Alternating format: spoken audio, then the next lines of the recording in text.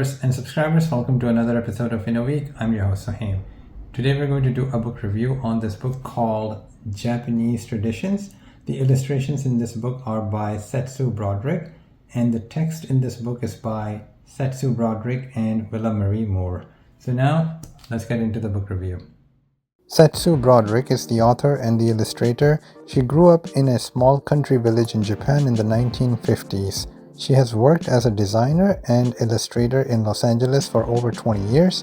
Willamarie Moore is also mentioned as an author of the text who has developed many educational materials about Japan, China, and other cultures. So why did I choose to read this book? I always wanted to delve in the nostalgia of a Japanese person who lived in Japan in their childhood. I wanted to find out what it was like growing up in Japan as a kid and experiencing life there. Growing up as a kid, we all have memories that we experience in our childhood that are special to us. We experience culture, traditions, school life, family life, our childhood friends who add so much meaning to our lives, food and toys we enjoyed as kids, the seasons we experienced and activities that we do in those seasons. When I talk about all these topics, one can conclude that a thick book can be easily written to cover one's childhood memories. However, this illustrated book called Japanese Traditions has covered all of the above and more within 50 beautifully illustrated pages. Not only the authors covered the topic so comprehensively, but also Setsu Broderick provided beautiful illustrations to let the mind imagine her life in Japan. This book called Japanese Traditions is covering Setsu Broderick's childhood in Japan within 50 illustrated pages via a series of short text blocks and warm illustrations based on cats. It covers her childhood in a very organized way by going over the whole year month by month. The book starts off from the month of January all the way to the month of December.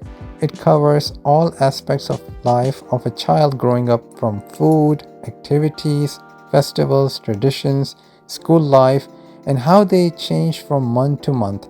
Never have I seen a book so successfully transport its reader to the childhood nostalgia of another person as this book has done. The explanation of Japanese words are given with illustrations to make sure that the reader understands what is communicated.